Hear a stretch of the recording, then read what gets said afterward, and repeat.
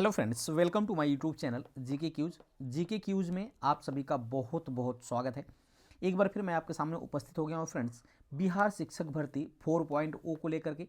बिहार शिक्षक भर्ती 4.0 में आज हम बात करने वाले हैं आधुनिक भारत के इतिहास की, यानी मॉडर्न हिस्ट्री से प्रीवियस ईयर की जो भी प्रश्न बनने वाले हैं बीपीएससी के द्वारा पूछे गए हैं, उन प्रश्नों को इस वीडियो में डिटेल वाइज कवर करने वाले हैं, ठीक है ना।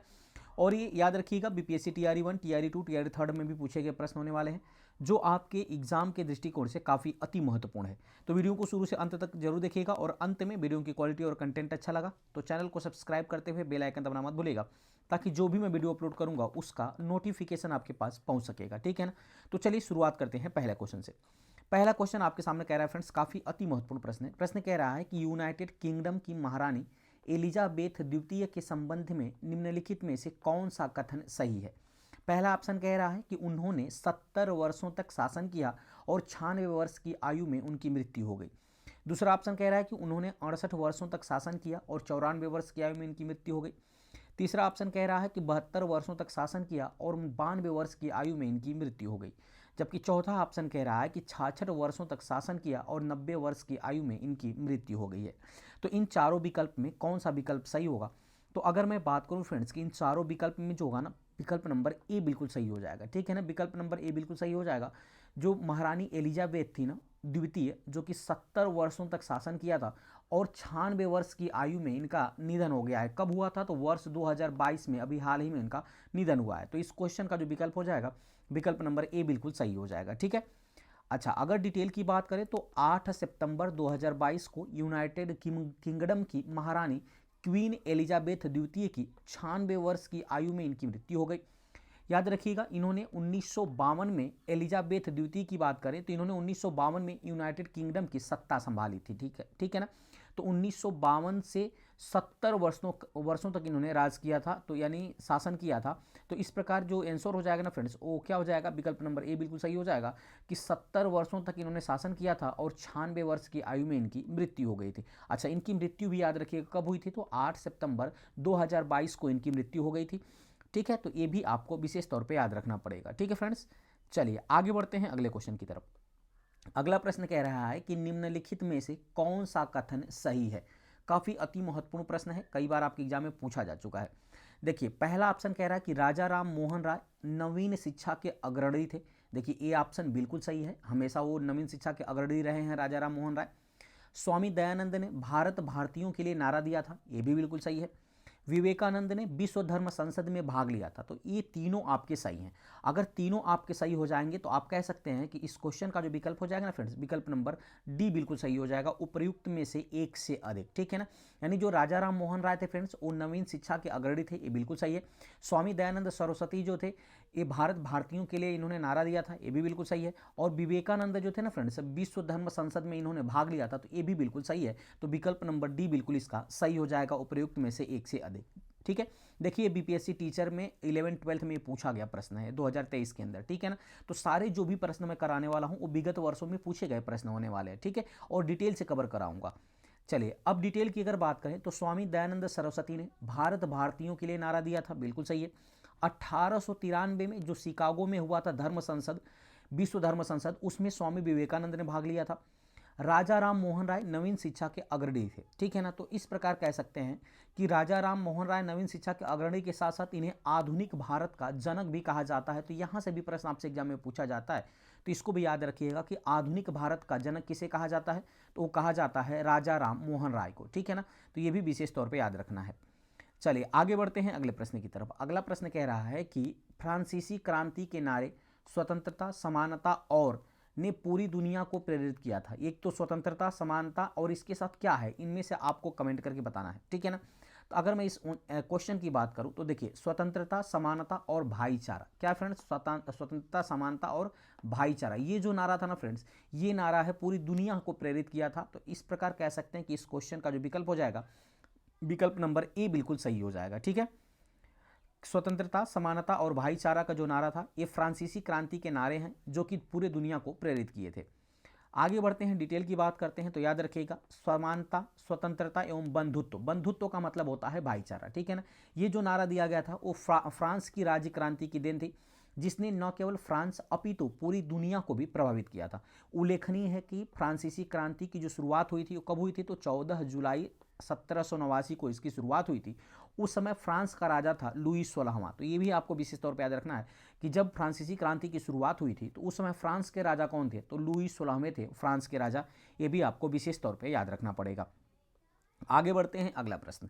प्रश्न कह रहा है फ्रेंड्स कि सर सैयद अहमद खां के सबसे कटु आलोचक कौन थे। तो सर सैयद अहमद खां के सबसे कटु आलोचकों की बात करें तो उसमें थे फ्रेंड्स जमालुद्दीन अफगानी। कौन थे, जमालुद्दीन अफगानी जो थे वो सर सैयद अहमद खां के सबसे कटु आलोचकों में से एक थे। यानी इस प्रकार कह सकते हैं कि इसका जो विकल्प हो जाएगा, विकल्प नंबर ए बिल्कुल सही हो जाएगा। ठीक है ना। आगे बढ़ते हैं, डिटेल की बात करें तो सर सैयद अहमद खां ने सबसे कटु आलोचक जमालुद्दीन अफगानी थे। वहीं अंग्रेजी शिक्षा एवं ब्रिटिश सरकार के साथ सहयोग के पक्ष में सबसे असरदार आंदोलन का प्रारंभ सर सैयद अहमद ने किया था। सर सैयद अहमद खान ने कांग्रेस की स्थापना का भी विरोध किया था। उन्होंने 1888 ईस्वी में यूनाइटेड इंडियन पैट्रियाटिक एसोसिएशन की स्थापना किया था। तो ये भी विशेष तौर पर याद रखना है कि सर सैयद अहमद खान ने किसकी स्थापना की थी, तो यूनाइटेड इंडियन पैट्रियट एसोसिएशन की स्थापना किया था। तो ये भी आपको याद रखना है। आगे बढ़ते हैं अगले क्वेश्चन की तरफ। अगला क्वेश्चन आपके सामने कह रहा है कि एक अच्छे यूरोपीय पुस्तकालय की एक अलमारी भारत तथा अरब के संपूर्ण साहित्य से अधिक मूल्यवान है, यह किसने कहा था। तो देखिए ये कहा था फ्रेंड्स, याद रखिएगा, ये कहा था टीबी मैकाले ने। किसने कहा था, टीबी मैकाले ने। यानी इस क्वेश्चन का जो विकल्प हो जाएगा, विकल्प नंबर ए बिल्कुल सही हो जाएगा। टीबी मैकाले ने ही कहा था कि एक अच्छे यूरोपीय पुस्तकालय की एक अलमारी जो है वो भारत तथा संपूर्ण अरब के साहित्य से अधिक मूल्यवान है, ये कहा था टीबी मैकाले ने। यानी इस क्वेश्चन का जो विकल्प है, विकल्प नंबर ए बिल्कुल सही हो जाएगा। डिटेल की बात करें हैं तो मैकाले का मानना था कि यूरोप के एक अच्छे पुस्तकालय की एक अलमारी का जो तख्ता है वह भारत एवं अरब के समस्त साहित्य से अधिक मूल्यवान है। मैकाले ने भारत संस्कृति की उपेक्षा करते हुए अंधविश्वासों का भंडार बताया था। मैकाले भारतीयों के पाश्चात्य शिक्षा के प्रचार के साथ एक ऐसी समूह का निर्माण करना चाहता था जो रंग एवं रक्त से तो भारतीय हों पर विचारों एवं बुद्धि से जो है अंग्रेज हों, ये कहा था। ठीक है ना। और मैकाले ने ही इन्होंने एक शिक्षा की पद्धति दिया था कि पहले शिक्षा जो है ना ये उच्च जाति के लोगों को दिया जाए और उच्च जाति से जो शिक्षा है ना वो छन कर निम्न जाति में आएगी। तो ये इनकी नीति थी मैकाले की। आगे बढ़ते हैं, अगला प्रश्न आपके सामने कह रहा है कि निम्नलिखित में से कौन सा युग्म सही है। आपसे प्रश्न पूछ रहा है कि निम्नलिखित में से कौन सा युग्म सही है। देखिए अगर बात करें युग्म की तो 1905 में बंग भंग आंदोलन किया गया था, यानी बंग भंग विभाजन हुआ था, बंगाल विभाजन तो बिल्कुल सही है। कांग्रेस में फूट, देखिए कांग्रेस में फूट जो होता फ्रेंड्स ना 1907 में हुआ था। 1907 में जो सूरत का अधिवेशन हुआ था ना, इस सूरत के अधिवेशन में गरम दल और नरम दल दोनों अलग हो गए थे। ठीक है ना। इसकी अध्यक्षता कौन कर रहा था, इसकी अध्यक्षता करते रासबिहारी घोष। ठीक है, नरम दल और गरम दल अलग हो गए तो इस प्रकार 1908 में नहीं बल्कि 1907 में हुआ था। 1919 में रॉलेट सत्याग्रह चला गया था। तो ये बिल्कुल सही है। तो इस प्रकार कह सकते हैं ऑप्शन 1 और ऑप्शन 3, ठीक है ना, यानी जो विकल्प में ऑप्शन 1 और ऑप्शन 3 ये दोनों बिल्कुल सही है। तो अगर आंसर की बात करें तो विकल्प नंबर सी बिल्कुल सही हो जाएगा, 1 और 3। ठीक है ना। उम्मीद करते हैं आप समझ पाए होंगे। आगे बढ़ते हैं, डिटेल की बात करें तो बंगाल विभाजन 1905 में, रॉलेट सत्याग्रह भी 1919 में हुआ था, जबकि कांग्रेस में फूट या कांग्रेस विभाजन की बात करें तो 1907 में सूरत अधिवेशन में हुआ था। ठीक है, अतः केवल युग्म जो है 1 और 3 सही हो जाएगा। अच्छा, अब इसे एक और प्रश्न याद रखना, जब बंगाल विभाजन हुआ था प्रश्न उस समय रविंद्रनाथ टैगोर के आह्वान पर पूरे देश में 16 अक्टूबर को, याद रखिएगा 16 अक्टूबर 1905 को बंगाल विभाजन हुआ था। तो पूरे देश में शोक दिवस के रूप में मनाया गया था, ये भी विशेष तौर पर याद रखना है। साथ ही साथ रक्षाबंधन दिवस के रूप में भी मनाया गया था। तो ये भी विशेष तौर पर याद रखना है कि रविंद्रनाथ टैगोर के आह्वान पे। ठीक है ना। हिंदू भाई ने मुस्लिम भाई की हाथों पे कलाई यानी कलाइयों पर राखी बांधा था, जबकि मुस्लिम ने हिंदुओं के कलाइयों पर राखी बांधा था, जो एकता का प्रतीक को दर्शाता है। आगे बढ़ते हैं अगले प्रश्न की तरफ। अगला प्रश्न है कि निम्नलिखित में से कौन सी घटना सबसे पहले हुई थी। देखिए अगर कौन सी घटना सबसे पहले की बात करें फ्रेंड्स तो याद रखिएगा संथाल विद्रोह की बात करें तो देखिए संथाल विद्रोह जो हुआ था फ्रेंड्स ना, ये हुआ था 1955-56 में। कब हुआ था, 1955-56 में संथाल विद्रोह हुआ था। और बिरसा मुंडा विद्रोह की बात करें तो 1899 से 1900 के दौरान हुआ था मुंडा विद्रोह। अब ताना भगत आंदोलन की बात करें तो 1914 में हुआ था ताना भगत आंदोलन। तो इस प्रकार कह सकते हैं, सॉरी 1855-56 होगा ना, 1855-56। संथाल विद्रोह क्या होगा, 1855-56। और बिरसा मुंडा जो विद्रोह हुआ वो 1899 से 1900, और ताना भगत जो आंदोलन हुआ था 1914 में हुआ था। ठीक है ना। तो इस प्रकार कह सकते हैं कि जो पहले सबसे घटना हुई थी वो हुई थी संथाल विद्रोह की, यानी इस क्वेश्चन का जो विकल्प हो जाएगा ना, विकल्प नंबर ए बिल्कुल सही हो जाएगा। तो ये भी विशेष तौर पे आपको याद रखना है। ठीक है, चलिए आगे बढ़ते हैं, डिटेल की बात करते हैं। देखिए संथाल विद्रोह कब हुआ था, तो 1855-56 में। बिरसा मुंडा विद्रोह कब हुआ था, तो ये हुआ था 1899 से 1900 के बीच में। जबकि ताना भगत जो आंदोलन हुआ था 1914 में प्रारंभ हुआ था। ठीक है, चलिए फ्रेंड्स आगे बढ़ते हैं अगले प्रश्न की तरफ। प्रश्न कह रहा है कि खान अब्दुल गफ्फार खां द्वारा स्थापित खुदाई खिदमतगार को किस नाम से जाना जाता है।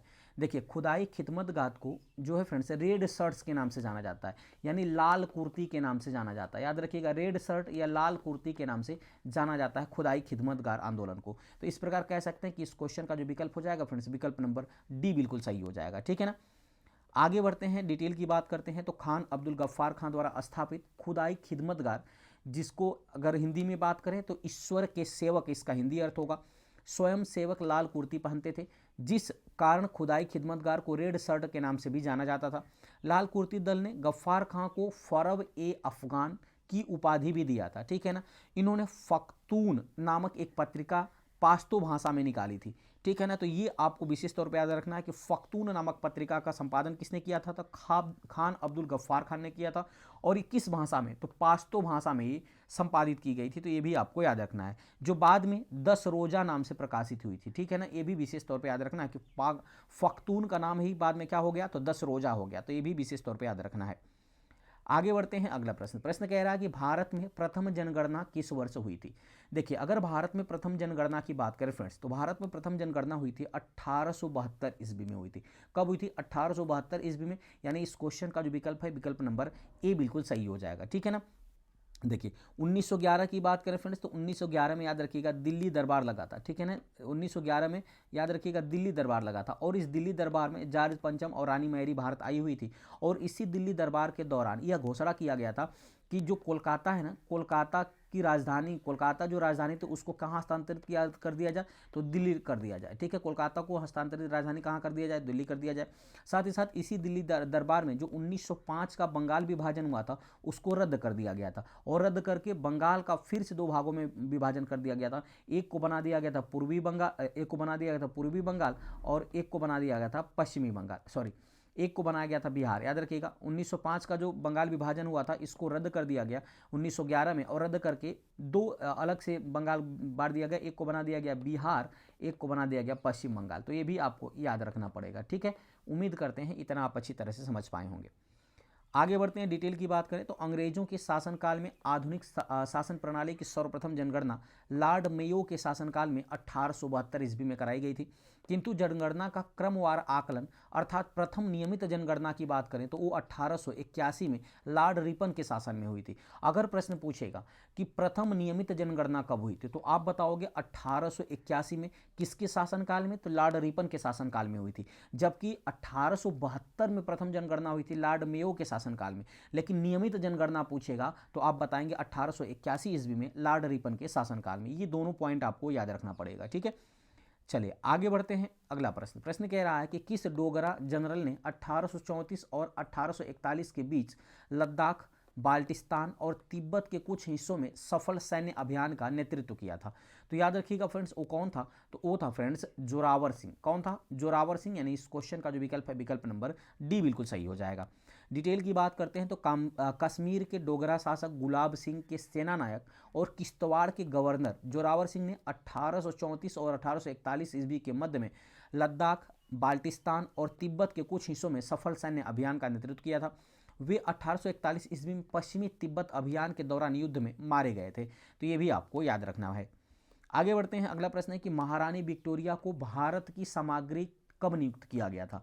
देखिए भारत का सामग्री नियुक्त किया गया था महारानी विक्टोरिया को 1877 में। कब नियुक्त किया गया था, 1877 में। यानी इस क्वेश्चन का जो विकल्प हो जाएगा, विकल्प नंबर सी बिल्कुल सही हो जाएगा। डिटेल की बात करते हैं तो ब्रिटिश संसद ने एक राज्य उपाधि अधिनियम पारित किया जिसमें महारानी विक्टोरिया को कैसर ए हिंद की उपाधि से विभूषित किया गया। लॉर्ड लीटन ने 1 जनवरी 1877 को दिल्ली में एक वैभवशाली दरबार का आयोजन करके उस उपाधि की घोषणा की थी। यानी जब दिल्ली दरबार लगा था, प्रथम दिल्ली दरबार लगा था 1877 में, उसी समय यह घोषणा किया गया था। इस समय दक्कन में भीषण अकाल यानी 1877 में अकाल पड़ा हुआ था और सरकार ने झूठे आडंबर और वैभव पर करोड़ों रुपए व्यय किया था, विशेषकर उस समय जब लोग भूखे मर रहे थे। आरजी प्रधान के अनुसार इस राज उपाधि अधिनियम और दिल्ली दरबार से एक राष्ट्रीय अपमान की गुप्त भावना से जनता में फैल गई थी। कलकत्ता की एक पत्रिका में इसकी तुलना उस घटना से की जब नीरो बंसी बजा रहा था और मोहन रोम जल रहा था, इस घटना से किया था। तो ये भी विशेष तौर पे याद रखना है। ठीक है, आगे बढ़ते हैं। अगला प्रश्न कह रहा है कि किसने कहा जब तक हम तीसरी शक्ति अथवा इंग्लैंड यहाँ है हमारे सांप्रदायिक मतभेद हमेशा परेशान करते रहेंगे। ये किसने कहा था? तो देखिए, न तो डॉक्टर राजेंद्र प्रसाद कहा था, न मौलाना अबुल कलाम आज़ाद ने कहा था, न तो जवाहरलाल नेहरू ने कहा था, न ही विनायक दामोदर सावरकर ने। ये कहा था फ्रेंड्स महात्मा गांधी ने। किसने कहा था? महात्मा गांधी ने। यानी इस क्वेश्चन का जो विकल्प हो जाएगा ना, विकल्प नंबर हो जाएगा ई, यानी उपयुक्त में से कोई नहीं। क्या हो जाएगा? उपयुक्त में से कोई नहीं। ये भी विशेष तौर पर याद रखना है। डिटेल की बात करें तो उपयुक्त जो कथन है वो गांधी जी का है, जिन्होंने लुई फीसर के दिए गए साक्षात्कार में कही थी। अगला प्रश्न है कि भारत के स्वतंत्रता संग्राम के दौरान निम्नलिखित घटनाओं पर विचार करना है। कह रहा होम रूल आंदोलन, सूरत विभाजन, खेड़ा सत्याग्रह और मिंटो मार्ले सुधार। तो ये कब हुए थे? तो अगर मैं इस क्वेश्चन की बात करूं तो याद रखिएगा फ्रेंड्स, इस क्वेश्चन का जो विकल्प हो जाएगा, विकल्प नंबर सी बिल्कुल सही हो जाएगा। ठीक है ना। देखिए, भारत में स्वतंत्रता संग्राम के नाम निम्नलिखित घटना पर विचार करें तो पहले जो हुआ था वो सूरत विभाजन हुआ था। कब हुआ था फ्रेंड्स? 1907 में। 1907 में सूरत विभाजन हुआ था। उसके बाद बात करें फ्रेंड्स तो मार्ले मिंटो सुधार आया था। ठीक है, कब आया था? तो 1909 में। 1909 में मार्ले मिंटो सुधार आया था। उसके बाद बात करते हैं तो पहला होम रूल आंदोलन हुआ था 1916 में। ठीक है ना, होम रूल आंदोलन चला गया था 1916 में। जबकि उसके बाद तीसरा नंबर खेड़ा सत्याग्रह चला गया था 1918 में। तो ये भी विशेष तौर पे आपको याद रखना है। तो पहले घटना कौन सी घटी थी? तो सूरत विभाजन हुआ था। ठीक है, सूरत विभाजन हुआ था 1907 में। ठीक है, मार्ले मिंटो सुधार आया था 1909 में।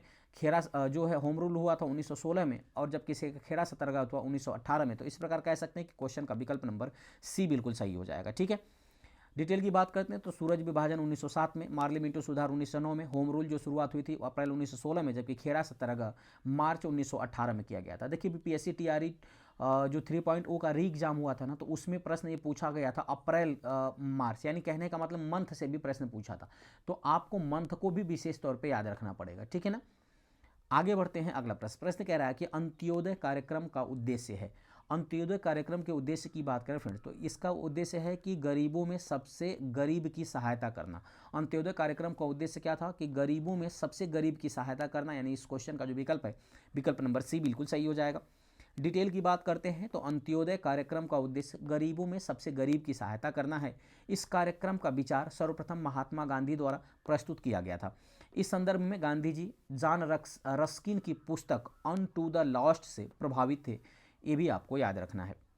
आगे बढ़ते हैं। अगला प्रश्न कह रहा है कि कम्युनिस्ट इंटरनेशनल का सदस्य बनने वाला भारतीय कौन था? पहला भारतीय कौन था? तो कम्युनिस्ट इंटरनेशनल का सदस्य बनने वाला पहला जो भारतीय फ्रेंड्स था वो था एम.एन. रॉय। क्या था?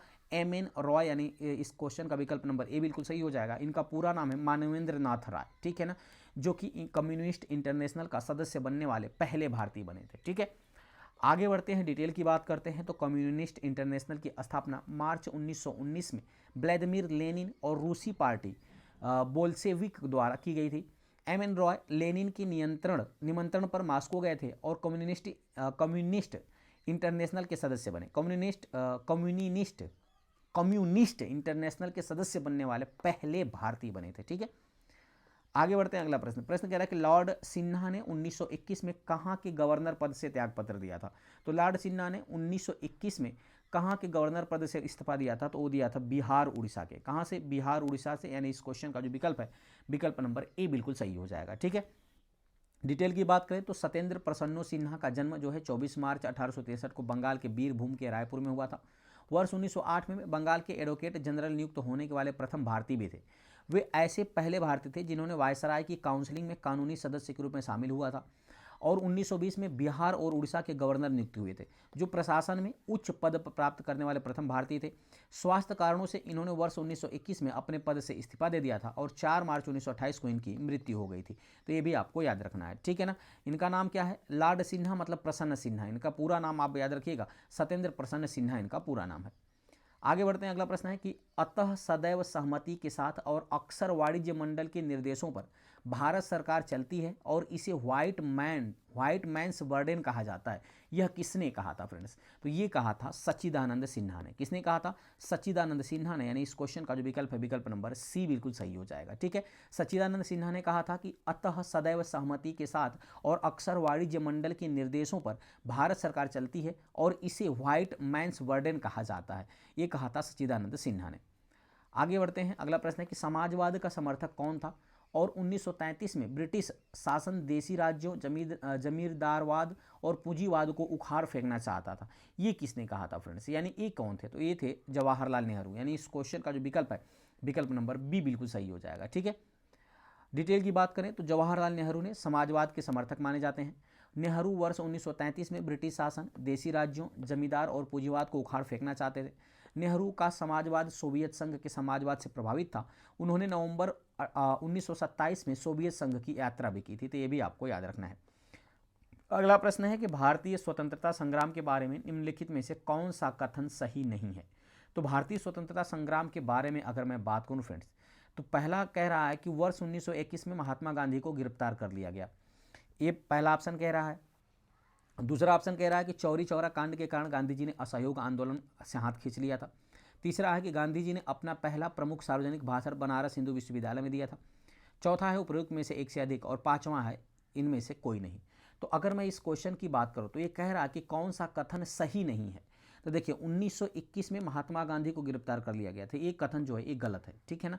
यानी कह सकते हैं चौरी चौरा कांड के समय गांधी जी ने असहयोग आंदोलन वापस लिया था, बिल्कुल सही है। गांधी जी ने अपना पहला प्रमुख सार्वजनिक भाषण बनारस हिंदू विश्वविद्यालय में दिया था, ये बिल्कुल सही है। जबकि पहला ऑप्शन ही गलत है, यानी विकल्प नंबर ए बिल्कुल इसका सही हो जाएगा, ठीक है।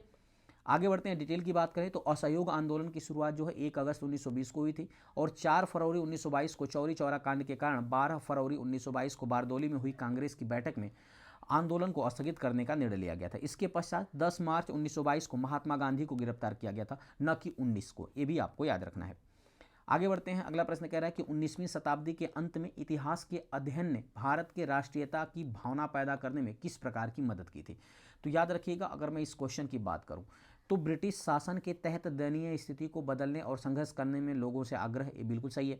इतिहास की पुनर्व्याख्या करके अंग्रेजों द्वारा भारतीयों को पिछड़ा, आदिम और खुद प्रशासन करने में असमर्थ के रूप में चित्रित करने का खंडन करके, बिल्कुल सही है। भारत के गौरवशाली अतीत के बारे में लिखकर और लोगों को उनकी उपलब्धियों के गर्व करने का आग्रह करके। तो इस प्रकार कह सकते हैं कि इस क्वेश्चन का जो विकल्प हो जाएगा, विकल्प नंबर डी बिल्कुल सही हो जाएगा, उपयुक्त में से एक से अधिक, ठीक है। आगे बढ़ते हैं। अगला प्रश्न कह रहा है कि ब्रिटिश शासन के दौरान निम्नलिखित घटनाओं को कालाक्रमानुसार व्यवस्थित कीजिए। देखिए अगर मैं इन घटनाओं को व्यवस्थित करूं तो दांडी मार्च की पहले बात करते हैं। तो दांडी मार्च जो हुआ था फ्रेंड्स, ये 1930 में हुआ था। कब हुआ था? 1930 में, सविनय अवज्ञा आंदोलन के दौरान। साइमन आयोग कब बना था? तो 1927 में बना था। 1928 में भारत आया था। पूना समझौता की बात करें तो पूना समझौता हुआ था 1932 में, ठीक है। और गांधी इरविन समझौते की बात करें तो ये हुआ था 5 मार्च 1931 में। तो अब यहाँ से आपको देखना है कि कौन सी घटना का कालक्रम जो है वो व्यवस्थित करना है, पहले हुआ था। देखिए सबसे पहले की बात करें तो साइमन आयोग आया था। कौन आया था? साइमन आयोग। तो साइमन आयोग की बात करें तो विकल्प नंबर बी पहले होना चाहिए। तो विकल्प नंबर बी एक ही ऑप्शन है। देखिए 2 ऑप्शन में विकल्प बी आ रहा है, तो एक तो बी हो गया, ठीक है, और इसमें भी बी है। और दूसरा जो होगा इसके बाद क्या आएगा? तो इसके बाद 30 की घटना यानी दांडी मार्च, तो ऑप्शन ए आएगा। तो इसमें भी सही है, यानी 2 ऑप्शन साथ साथ चल रहे हैं। अच्छा उसके बाद क्या होगा? गांधी इरविन समझौता, डी, ठीक है ना। तो यानी विकल्प नंबर बी बिल्कुल सही हो जाएगा, ठीक है ना, BADC। तो ये भी आपको याद रखना है, ठीक है। देखिए प्रश्नगत घटनाओं क्रम का इस प्रकार है। दांडी मार्च 1930 में हुआ था। साइमन आयोग का गठन 1927 में हुआ था। पूना समझौता 1932 को हुआ था। गांधी इरविन समझौता 5 मार्च 1931 को हुआ था, ठीक है। तो ये भी आपको विशेष तौर पे याद रखना पड़ेगा, ठीक है। दांडी मार्च कब हुआ था? तो 1930 में। साइमन आयोग का गठन कब हुआ था? 1927 में। पूना समझौता कब हुआ था? 1932 में। गांधी इरविन समझौता कब हुआ था? 1931 में। उम्मीद करते हैं फ्रेंड्स ये जो छोटा सा टॉपिक था आपको अच्छी तरह से समझ में आया होगा और मैंने इसमें केवल लगभग 20 प्रश्नों को लेकर आपके सामने उपस्थित था। अब आगे की प्रश्नों को मैं लेकर उपस्थित रहूँगा। वीडियो कैसा लगा आप जरूर अपना फीडबैक दीजिएगा और अंत में वीडियो की क्वालिटी और कंटेंट अच्छा लगा होगा तो चैनल को सब्सक्राइब जरूर कर दीजिएगा और सब्सक्राइब करते हुए बेल आइकन दबा करके ऑल करना मत भूलिएगा ताकि जो भी मैं वीडियो अपलोड करूँगा उसका नोटिफिकेशन आपके पास पहुँच सकेगा। तो चलिए मिलते हैं ऐसे ही मजेदार टॉपिक के साथ अगली वीडियो में। और किस टॉपिक पर आपको वीडियो चाहिएगा आप कमेंट करके जरूर बता दीजिएगा। बहुत